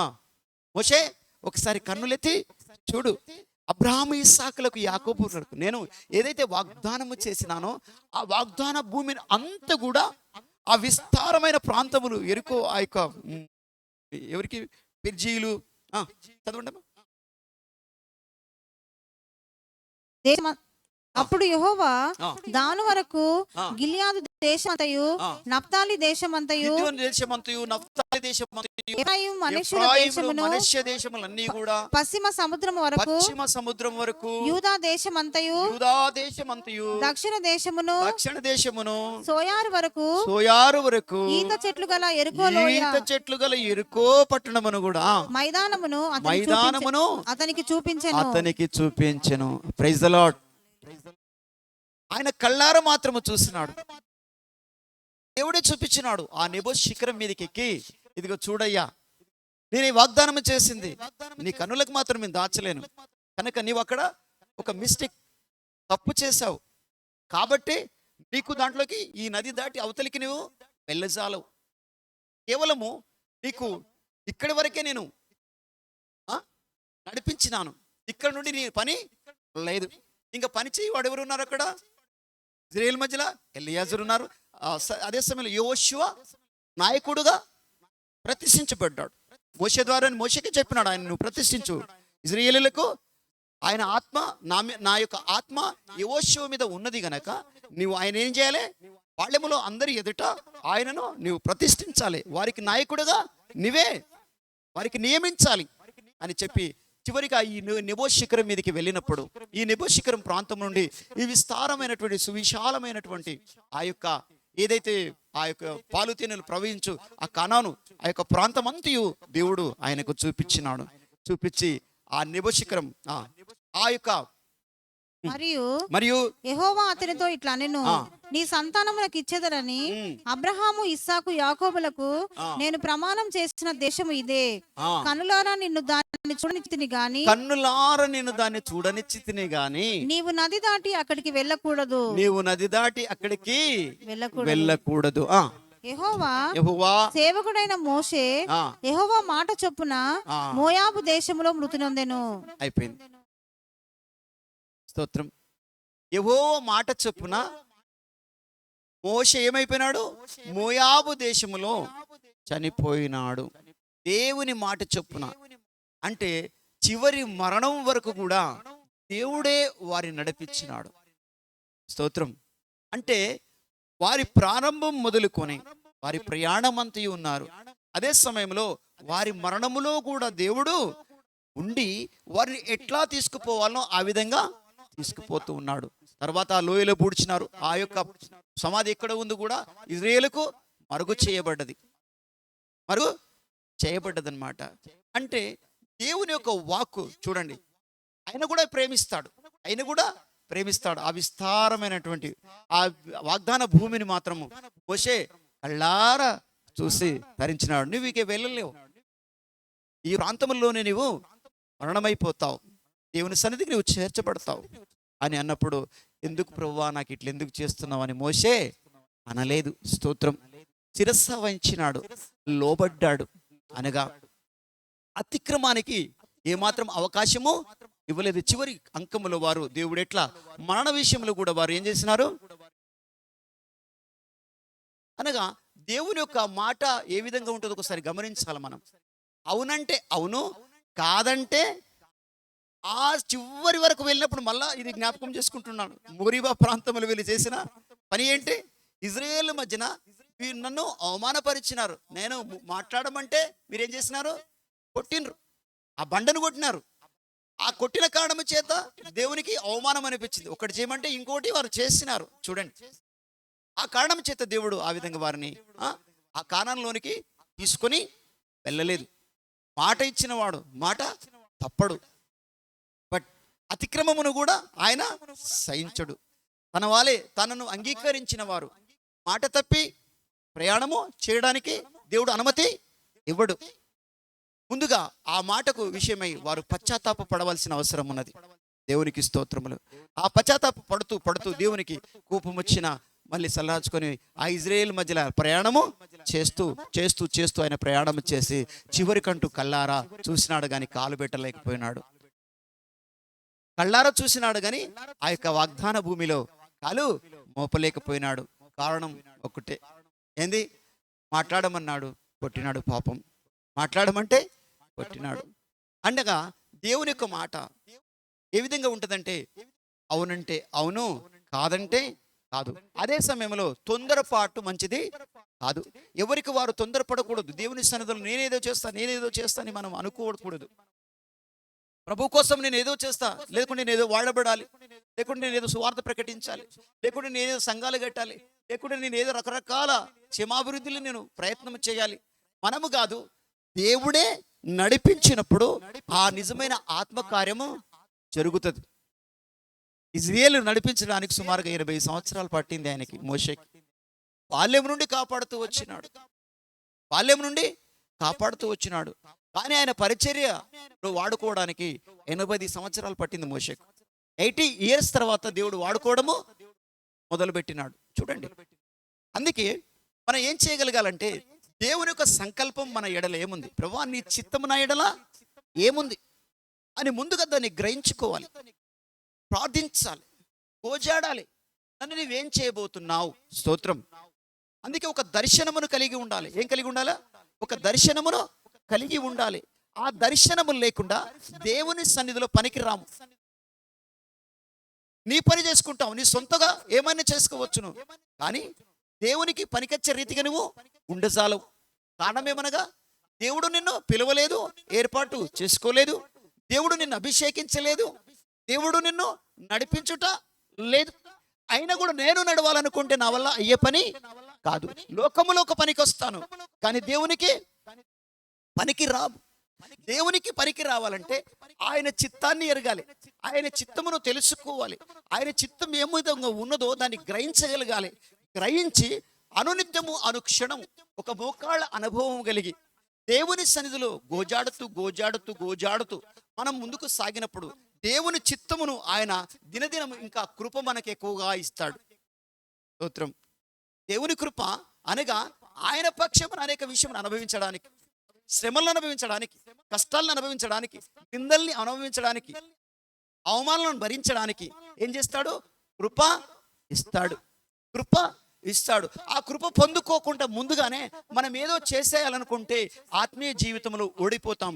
మన ఆత్మీయ జీవితం ఏమైపోతుందంటే గడబిడికి లోనైతే గడబిడ అంటారు కదా. అన్ఫార్చునేట్లీ ఒకటి అనుకుంటాం, ఇంకోటి జరుగుతూ ఉంటుంది.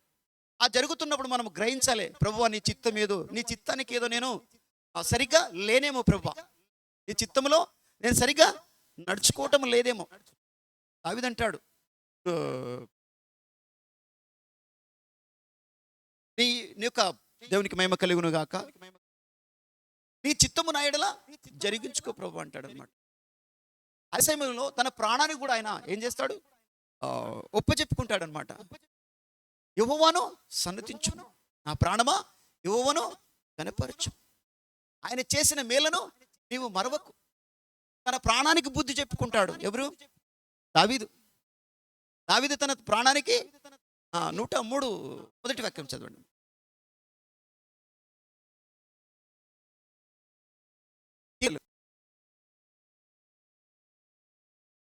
నా ప్రాణమా నా ప్రాణమా యెహోవాను సన్నతించుము, యెహోవాను సన్నతించుము, నా అంతరంగంలోనున్న సమస్తమా నా అంతరంగములో ఉన్న సమస్తమా ఆయన పరిశుద్ధ నామమును సన్నతించుము. చూడండి ఎంత గొప్ప విషయం కదా. నా ప్రాణమా, నాలో ఉన్న అంతరంగమా యెహోవాను సన్నతించుము, ఆయన నామమును స్తుతించు, ఆయన నామాన్ని ఘనపరచు. నీ సంకటములను దూరం చేస్తాడు, నీ దోషములను క్షమిస్తాడు, నీ అతిక్రమములను పరిహారము చేస్తాడు, నీ శిక్షను తొలగిస్తాడు. కనుక ఓ నా ప్రాణమా నీవు యెహోవాను సన్నుతించుము అని ఆ దావీదు కీర్తనకారుడు అక్కడ మాట్లాడుతూ ఉంటాడు. దేవునికి స్తోత్రములు. అలాగా మనల్ని మనము దేవునికి ఒప్పచెప్పకుండగా, మన అంతరంగమును దేవుని ఎదుట కుమ్మకుండగా, మన అంతరంగంలో ఏ కల్మషము లేకుండగా పరిశుద్ధమైనదిగా పవిత్రమైనదిగా ఉంచినప్పుడు అది తప్పకుండా నీలోనికి దేవుని యొక్క పరిశుద్ధాత్మ దిగి వస్తుంది. ఆ పరిశుద్ధాత్మ దిగి వచ్చినప్పుడే నువ్వు ఆయనకు పని చేయగలరు, లేకపోతే నువ్వు పనికి చేయజాలవు. ఎందుకంటే చూసినాము కదా వారి పరిస్థితి ఏమైంది, ఉజ్జా పరిస్థితి ఏమైపోయింది తెలుసు. ఆ పరిశుద్ధమైనది ముట్టుకున్నాడు. ఆ పరిశుద్ధమైన ముట్టడానికి అర్హత దేవుడు ఇంకా ఇవ్వలేని కారణం చేత అన్ఫార్చునేట్లీ అనుకోకుండా మందసమును ముట్టినాడు. పాపం అక్కడనే మరణము. అంటే దేవుని ఉగ్రత అక్కడ అట్లా ప్రారంభమైంది. దేవుని పిల్లలారా, ఈరోజు మనం ఇంకా కృపకాలంలో ఉన్నాము కాబట్టి ఎన్ని విషయములో దేవునికి తిరుగుబాటు చేసినా, అనేక పాపములో అక్రమములో మనం జీవిస్తున్నా కూడా, అన్యాయములో జీవిస్తున్నా కూడా, అతిక్రమముల చేత నింపబడి ఉన్నా కూడా దేవుడు మనం చూసి చూడనట్లు ఉంటున్నాడు. ఆయన ప్రేమిస్తున్నాడు కాబట్టి తన ప్రాణమును రక్తమును సమస్తము అర్పించి నిన్ను నన్ను పరిశుద్ధికి చేసి నీతిమంతుడుగా తీర్చిదిద్ది ఆయన రాజ్యములో నివాస స్థలము ఏర్పరిచి ఆయన యొక్క పరిశుద్ధులతో సహవాసము గల మారవి ఉండడానికి ఆయన మమ్మల్ని పిలిచినాడు. ఆయనకు శేషముగా ఉండడానికి మనల్ని పిలిచినాడు. కనుక ఆయన పిలుపును ఒకసారి గ్రహించుకోవాలి. What is the vision of the God regarding me? నా గురించి దేవుని చిత్తము ఏమై ఉన్నది నేను తెలిసి ఉండాలి, నువ్వు తెలుసుకొని ఉండాలి. స్తోత్రం. ఎందుకంటే నాకు నేను ఏదో చేయాలంటే నేను చెయ్యజాలను, నాకు నేను ఏదో అయిపోవాలంటే నేను అయిపోజాలను, నాకు నేను ఏదో సాధించాలి అంటే నువ్వు లోకములో సాధించవచ్చును కానీ ఆత్మీయ విషయంలో మనము పనికి రాము. ఆత్మీయ విషయంలో పనికి రావాలంటే దేవుని ఆత్మకు లోబడాలి. ప్రభు అన్నాడు, నేను సాత్వికుడును, దీన మనస్సు గలవాడను. మీరు నా యొద్ద వచ్చి మీరు నేర్చుకోండి, నా కాడి సులువైనది. దేవునికి స్తోత్రం. నా కాడిని మీరు ఎత్తుకోవాలంటే ముందుగా ఏం కావాలా? నా దగ్గర నేర్చుకోవాలి. సాత్వికుడును, దీన మనసు గలవాడను, మీరు నా యొద్ద వచ్చి నేర్చుకునండి. అప్పుడు దేవునికి స్తోత్రములు. నా కాడి సులువు గనక మీరు దాన్ని మోయగలరు. మీ సిలువని మీరు మోయగలరు, లేకుంటే మోయజాలరు. ఆ కష్టాన్ని మీరు సహించజాలరు. అందుకే ప్రభువైన క్రీస్తు ఆ మాట చెప్పినాడు అనమాట, సాత్వికతవా దీన మనస్సు. ఎందుకంటే మనగా ఏదో మనము చేయాలనుకుంటే అది చేసే పని ఏమాత్రమో కాదు. దేవునికి మహిమ కలుగును. అపొస్తలుల కార్యం 17వ అధ్యాయం.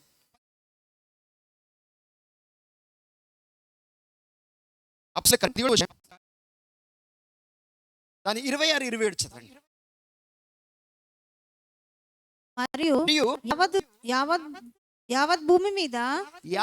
భూమి మీద కాపురం ఉండుటకు ఆయన యొక్కని నుండి ప్రతి జాతి మనుషులను సృష్టించి, వారు ఒకవేళ దేవుని తడవులాడి కనుగొందురేమో అని తన్ను వెతుకు నిమిత్తము నిర్ణయ కాలమును వారి నివాస స్థలం యొక్క పొలిమేరలను ఏర్పరచెను. Praise the lord.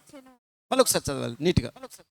మరియు యావత్ భూమి మీద అంటే సమస్త ప్రపంచం మీద, ఈ భూమండలం మీద కాపురం ఉండడానికి ఇప్పుడు జనులైతే ఎవరు కాపురం ఉన్నారు కదా, మీరు కాపురం ఉండడానికి యావత్ భూమి మీద ఆయన ఒకరి నుండి ప్రతి జాతి మనుషులను సృష్టించి, ఆయన ఒకరి నుండే ప్రతి జాతి మనుషులను ఆయన సృష్టించినాడు. ఒక్కరి నుండి అనగా ఆదాము నుండి ఈ యొక్క ఇన్ని రకరకాల మనుషులను, ఒకడు నల్లోడు, ఒకడు తెల్లోడు, రకరకాల రంగులు కలిగిన వారు, ఒకరు పొట్టివారు, ఒకరు పెద్దవారు, రకరకాల భిన్నమైనటువంటి మనిషి యొక్క రూపమును ఒకటే అయినప్పటికీ ఆ భిన్న జాతులను ఆయన ఏం చేసినాడు? సృష్టించినాడు. వారు ఒకవేళ దేవుని తడువులాడి దేవుణ్ణి తలుముడాని అనగా వెతుకుతూ కనుగొందురేమో అని వెతుకుతూ తడుములాడి కనుగొందురో ఏమో అని నన్ను వెతుకు నిమిత్తము నిర్ణయ కాలమును వారి నివాస స్థలం యొక్క పొలిమేరలను ఏర్పరచెను. స్తోత్రం. ఏం చేసినాడు? నిర్ణయ కాలమున వారి యొక్క నివాస స్థలములకు పొలిమేరలు హద్దులు పెట్టినాడు. ఇక్కడ ఏం ఏర్పాటు చేసినాడు? పొలిమేరలు ఉన్నాయి. ఒక ఆత్మీయ బిడ్డకు, ఒక సాగుతున్నటువంటి బిడ్డకు ఏమున్నాయి? పొలిమేర ఉన్నాయి, ఒక హద్దులు ఉన్నాయి. ఆ హద్దులు మీరకుండా మనం బహు జాగ్రత్త పడాలి. ప్రతి జాతికి, ప్రతి వంశానికి, భూమండలం ఉన్న సమస్త జనులకు ఆయన వెతుకుతున్న సమయంలో ఆయన చేస్తున్నాడు పొలిమేరలు అనగా హద్దులను పెడుతున్నాడు. జాగ్రత్త, వాటి దాటడానికి లేదు.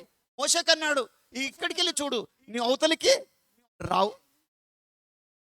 ఈ నెబో చక్రం మీద నుండి నువ్వు చూడు, కళ్ళారా చూసుకో, సంతోషించు, ఆనందపడు, సంతోషించు. కానీ నీకు ఒక పొలిమేర నిర్ణయించినాను, ఈ నది అవతలికి నీవు దాటవు. నది అవతలికి నీవు దాటవు. కాబట్టి ఇక్కడ నీవు అప్పుడు దైవ సేవకుడు ఏం చేసినాడు? తన మాటకి లోబడ్డాడు. దేవునికి స్తోత్రం. ఎందుకు ప్రభువా అని అడగలేదు. నేను అడుగు పెడతానయ్యా, నాకు సాయం చేయమని కూడా అడగలేదు. ప్రభువా నీ చిత్తానికి నేను లోబడుతున్నాను. దేవునికి స్తోత్రం. అనగా ఒక పొలిమేర, ఒక హద్దులున్నాయి. ఒక వ్యక్తికి హద్దులున్నాయి. సంఘంలో కూడా ప్రతి వ్యక్తికి ఏమున్నాయి? హద్దులు ఉన్నాయి. అందరూ బోధకులు కాజాలరు, అందరూ ప్రవక్తలు కాజాలరు, అందరూ అపోస్తులు కాజాలరు, అందరూ సువార్థికులు కాజాలరు, అందరూ పరిచారకులు కాజాలరు. దేవుడు ఎవరెవరికి ఏమైతే చేయగలుగుతావో ఆ పనిని దేవుడు ఒప్పచెప్తాడంతే. పొలిమేరలు నియమిస్తాడు ఆయన. ఒక్కొక్కరికి ఆయన నువ్వేం చేయగలవు అదే చెప్తాడు. నీకు నీ వల్ల కానిది దేవుడు నీకు ఇవ్వడు. ఒకవేళ నువ్వు అధిక తెలివి ప్రదర్శించి నువ్వు ముట్టాలనుకుని దాన్ని నిలబెట్టాలి, నేను సంఘాన్ని కాపాడాలి, దేవుని పనిలో నువ్వు నేను ఎక్కువగా వాడబడాలి నువ్వు అనుకున్నా దేవుని ఇష్టము లేనిది అది జరగదు. ముందు దేవుని యొక్క చిత్తాన్ని తెలుసుకోవాలి. తెలుసుకొని ఆయన ప్రభువా నీవెట్లా నడిపిస్తే నేను అట్లా నడుస్తానని సాత్వికమును దీవెన మనస్సు గలవారమే ముందుకు సాగుతున్నప్పుడు దేవుడు మన జీవితంలో నూతనమైనటువంటి ఆత్మీయ కార్యములు చేస్తాడు. నూతన సంబంధమైన అభిషేకము చేత నింపుతాడు. నూతన అభిషేక తైలము చేత దేవుడు మనల్ని ఏం చేస్తాడమ్మా? అభిషేకిస్తాడు. మనల్నే కాదు, మన కుటుంబాన్ని కూడా ఆయన ఆదరిస్తాడు. మన బిడ్డల్ని కూడా ఆయన ఆదరిస్తాడు. వారిని కూడా హెచ్చిస్తాడు. దేవునికి స్తోత్రం. అహరోనును విడిచిపెట్టిన అహరోను కుమారుడైన ఎలియాజరును మళ్ళా ఆయన ప్రతిష్ఠించినాడు. ఆ శేషమును ఆయన విడిచిపెట్టలేదు, ఆయన వదిలిపెట్టలేదు. వదిలిపెట్టక ఆయన ఒక మాట ఇచ్చిన మాటను, దేవునికి స్తోత్రములు, ఆ లేవి గోత్రమును అంతగా ప్రేమించినాడు దేవుడు. కాబట్టి ఆ యొక్క పరిచర్యలో పాలు పంచుతూ ఆ ఇజ్రాయేళ్ల మధ్యలో కూడా ఆ యొక్క యెరూషలేము మందిరం కట్టబడిన తర్వాత కూడా ఆ లేవి గోత్రమే యాజకత్వము దేవుని సన్నిధానంలో చేసినట్లుగా చూస్తాం. దేవునికి మహిమ కలుగును గాక. గొప్ప దేవుడు, మాట తప్పని దేవుడు గనక ఒకటి గుర్తుంచుకోవాలి.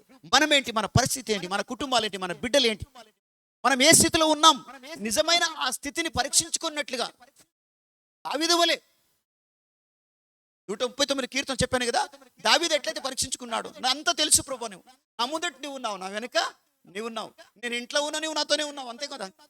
నేను పడుకున్నా కూడా అటు ఇటు రెండు వైపులా నీవు ఉన్నావు, పైన కూడా నీవే ఉన్నావు. ఉదయం కాలం లేస్తున్నానంటే, చనిపోకుండా బ్రతికున్నానంటే అది కేవలము నీ కృప, అది కేవలము నీ కృప గనుక దేవా.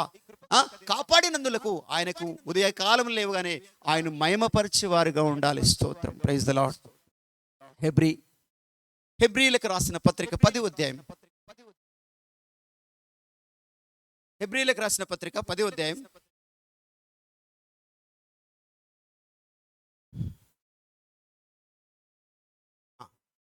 కానీ 31 లాస్ట్ వాక్యం. దేవుని చేతిలో పడుట భయంకరము, అయితే మీరు వెలిగింపబడిన మీదట అమ్మా అయితే ప్రభు మీరు వెలిగించబడిన మీదట శ్రమలతో కూడిన గొప్ప పోరాటము సహించిన పూర్వ దినములు జ్ఞాపకము తెచ్చుకొనుడి. ఒక విధముగా చూచితే మీరు నిందలను బాధలను అనుభవించట చేత 10 మందిలో ఆరడి పడితిరి. మరి ఒక విధముగా చూచితే వాటిని అనుభవించిన వారితో పాలివారైతిరి. ఎలాగనగా మీరు ఖైదీలో ఉన్న వారిని కరుణించి మీకు మరి శ్రేష్టమైనది స్థిరమైనదినైనా స్వాస్థ్యం ఉన్నదని ఎరిగి మీ ఆస్తి కొలుపోవుటకును సంతోషంగా ఒప్పుకొంటిరి. కాబట్టి మీ ధైర్యమును విడిచిపెట్టకుడి, దానికి ప్రతిఫలముగా గొప్ప బహుమానం కలుగును. మీరు దేవుని చిత్తము నెరవేర్చిన వారై వాగ్దానం పొందు నిమిత్తము మీకు ఓరిమి అవసరమై ఉన్నది. స్తోత్రం. ఎందుకంటే జీవము గల దేవుని చేతిలో పడుట బహు భయంకరం. జీవము గల దేవుని చేతిలో పడుట బహు భయంకరము గనక మీరు పూర్వదినములో సహించినటువంటి భరించినటువంటి ఆ కష్టాలను వేదనలన్నిటి మీరు ఒకసారి జ్ఞాపకం చేసుకోండి. మీరు ఏ స్థితిలో నుండి లేపబడ్డారు, ఏ స్థితిలో నుండి మీకు దేవుడు నడిపించినాడు, ఏ బానిసత్వంలో నుండి విడిపించినాడు, ఆ యొక్క పుట్టుమిట్టాడుతున్న పరిస్థితుల్లో నుండి, ఆ దొంగ ఊబిలో నుండి, ఆ బురదలో నుండి, లోకమనే పాపములో నుండి, శాపములో నుండి, సాతాను శక్తులలో నుండి, అపవిత్రతలో నుండి దేవుడికి లేపినప్పుడు ఆ యొక్క విషయం బట్టి నువ్వు ఎంతగానో శ్రమపడ్డావు. నీ జీవితంలో ఏం చేస్తున్నావు? నిజమైన క్రైస్తవుడు తను కాపాడుకున్నటువంటి ఆ సత్యం విషయంలో వారు ఏం చేస్తారంట? శ్రమలను అనుభవిస్తారమ్మా. నిజంగా ఇది విన్నవారికి, మీరు అనుభవించిన వారికి అది అర్థమవుతుంది అనమాట. ఆ సత్యం విషయం నిలబడినప్పుడు నువ్వు అనుక్షణము శ్రమను అనుభవిస్తావు. That's all. శ్రమను అనుభవించిన వాడు క్రైస్తవుడు. ఒక జేరేబద్లో ఒక తల్లిగారు నాతో మాట్లాడినాడు. మేము ఇల్లు దర్శించి ప్రార్థన చేసి నేను వస్తున్నప్పుడు చివరిగా కొంచెం వెనుకకు ఉండి వారితో మాట్లాడినప్పుడు ఒక మాట అన్నది తను, అయినా నిజమైన సేవకులకు చాలా శ్రమలు ఉంటాయి అన్నది. నాకు ఏముంటాయి? నిజమైన సేవకులకు శ్రమలు ఉంటాయి నాయన అన్నది. దేవునికి స్తోత్రములు. ఆ తల్లి ఆ మాట అన్నప్పుడు నాకు ప్రభు గుర్తుకొచ్చినాడు. అవును కదా దేవా, ఒకవేళ నీ చిత్తము చేస్తున్నప్పుడు ఏదైనా వచ్చినా కూడా భరించే శక్తి నాకు దయచేయి. అమ్మతో ఒకటన్నాను, అమ్మా రెండు చేతులు జోడించన్నాను, నీవు నా కొరకు నువ్వు ప్రార్థన చెయ్యి. స్తోత్రం. అమ్మా, నువ్వు ప్రార్థన నా కొరకు చేయను. మీ నోటి ద్వారా ఈ మాట వచ్చింది గనక ఏమో దేవుడు ఏదైనా ఆ పరిస్థితులు ఒకవేళ కల్పించిన కూడా దాన్ని భరించడానికి, దాంట్లో నిలబడడానికి దేవుడు నాకు శక్తి ఇచ్చినట్లుగా నువ్వు నా కొరకు ప్రార్థన చెయ్యి. దేవునికి మహిమ కలుగును గాక. తను కూడా చాలా సంతోషించింది. బయటకు వస్తున్నప్పుడు కూడా నన్ను చూస్తూ ఉన్నది, నేను తనను చూస్తూ ఉన్నాను. దేవునికి స్తోత్రం. Praise the Lord. ఒక ఆత్మీయ బిడ్డలు వారు గుర్తుపట్టగలుగుతారు. ఆత్మ సంబంధమైన ఆరాటం ఉన్నప్పుడు ఒకరిలో ఉన్నటువంటి ఒకరి యొక్క ప్రేమ, దీర్ఘ శాంతం, ఒకరిలో ఉన్నటువంటి ఒకరి ఆశ వారికి అర్థమవుతూ ఉన్నప్పుడు వారు దేవుని మహిమపరచడానికి సిద్ధపడుతూ ఉంటారు. ఎందుకంటే జీవము గల దేవుని చేతులు పొడ్డ బహు ఘోరం, భయంకరం. అది కనుక బహు జాగ్రత్తగా ఉండాలి మనం.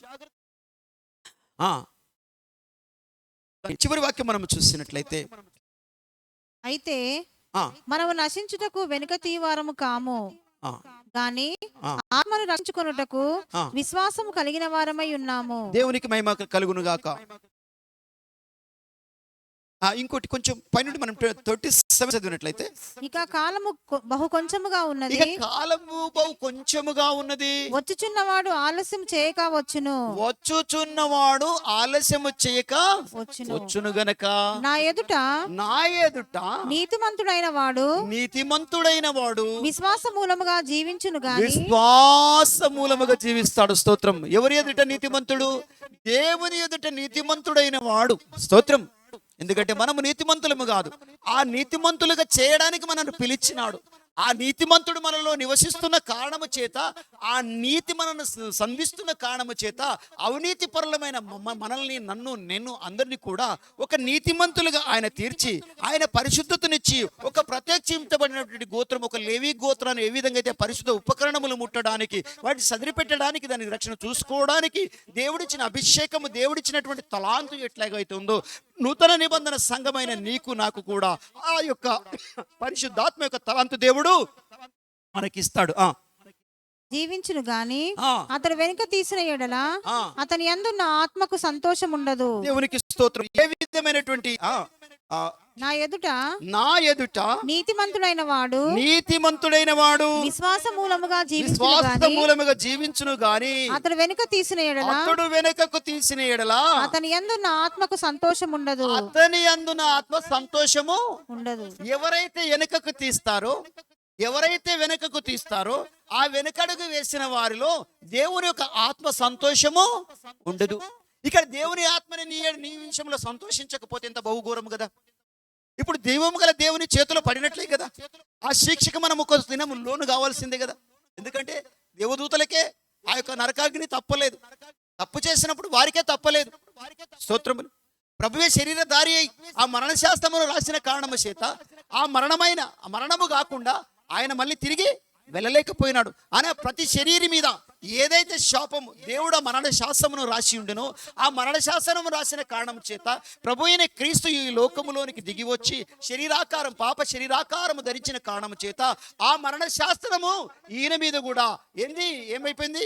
ఎగ్జిక్యూట్ అయిపోయింది అనమాట. అనగా నెరవేర్చబడిన కారణము చేత అప్పుడు ఆయన పరిశుద్ధులలో మళ్ళీ చేర్చబడ్డాడు. అనగా దేవుని యొక్క నిబంధన మారదు. మనము మారితే ఆ నిబంధన మనెడలా మారదు. అందుకే ఏం చేయాలి? ఈ చివరి దినాలు అయితే మనము నశించుటకు వెనుక తీవారము కాము గాని ఆత్మను రక్షించుకోటకు విశ్వాసము గలవారమై. స్తోత్రం. ఇప్పుడు దేన్ని రక్షించుకోవాలి? ఆత్మను రక్షించుకోవాలి. ఆత్మను రక్షించుకోవడానికి ఏమాత్రం వెనుక తీయకూడదు. ఎన్ని కష్టాలు, నిందలు, అవమానములు, బాధలు, వేదనలు ఎన్ని కూడా నీ జీవితంలో కలిగిన కూడా, లోక సంబంధమైన విషయంలో నీ పొంగి పొరలిన కూడా దేవుడు నీకు తోడై ఉన్నాడు. స్తోత్రములు. ఆత్మల కాపరి ఆయన కనుక ఆత్మను రక్షించుకొని ముందుకు సాగవలసిందిగా కోరుతున్నాను. దేవునికి మహిమ కలుగును గాక. ప్రభువైన క్రీస్తు ఆ గొల్గొతా కొండ మీద సిలువలో తన తండ్రి నా ఆత్మను నీ చేతికి ఒప్పచెప్తున్నానన్నాడు. ఒప్పచెప్పి శరీరధారి అయి ఉన్నాడు కాబట్టి తన ఆత్మను, శరీరాన్ని ఒప్పచెప్పలేదు, ఆత్మను ఒప్పచెప్పినాడు. ఆత్మను ఒప్పచెప్పి తను ఏం చేసినాడు? తన మరణమైనట్టు చూస్తున్నాం, తన ప్రాణమును విడిచినట్టు చూస్తున్నాం. దేవుని పిల్లలారా, మన ఆత్మను మనము కాపాడుకోలే. ఈ కాపాడుకున్నటలో ఆ యొక్క దేవుని యొక్క క్రమం ఏదైతుందో ఆ క్రమ పద్ధతులు మనం ముందుకు సాగిన ఎట్లా దేవుడే నేను హెచ్చించి నిలబెట్టి నీ ద్వారా ఆయన మహిమ పొందే దినం వచ్చేంత వరకు కనిపెడుతూ ముందుకు సాగాలి. దేవునికి మహిమ కలుగును గాక. రండి ప్రార్థన చేసుకుందాం. కృపాభరితుడా పరలోకమందున దేవా, మీ నామానికి స్తోత్రములు. అయా, ఇక ఉజ్జాను, ఈ అహరోనును దేవా, ఈ మోషే అను వారిని మా ముందుంచి ఉన్నావు దేవా. వారి జీవితంలో కలిగినటువంటి ఆ యొక్క విషయములన్నీ మీరు స్పష్టంగా మా ముందుంచగా, ఆ విషయములను బట్టి దేవా, మీరు మాకే తలాంత అయితే ఇచ్చినారు, ఏ విధమైన పరిచయలో వాడబడడానికి మీకు కుమ్మరిస్తున్నారో దాన్ని ఎరిగి నా ప్రభా మేము ముందుకు సాగడానికి సహాయం చేయమని అడుగుతున్నాను. వాక్యమైన ప్రతి బిడ్డను ఒకసారి సంధించండి. వారి వారి పరిస్థితులను ఎరిగిన దేవా, వారిని ఒకసారి సంధించమని అడుగుచున్నాను. ఆ హృదయ ఆలోచనలు ఎరిగిన నా తండ్రి మీకు మహిమ కలుగును గాక. ప్రతి వారిని అయ్యా లేవనెత్తండి దేవా. ప్రతి వారు వెనక తీయకుండా దేవా స్తోత్రం. నీ చేతిలో అయ్యా ఎవరు పడకుండా నా ప్రభా వారిని రక్షించమని అడుగుచు ఉన్నాను. దైవమా, మీకు మహిమా ప్రభావములు చెల్లునుగాక. అయ్యా, ఆత్మను కాపాడుకోవడానికి సహాయం చేయండి. ఆ యొక్క దేవా, ఆ యొక్క తన పరిధిని దాటినాడు. ఆ పరిధిని దాటి చేసిన కారణం చేత తన ప్రాణాన్ని పొడగొట్టుకున్నాడయ్యా.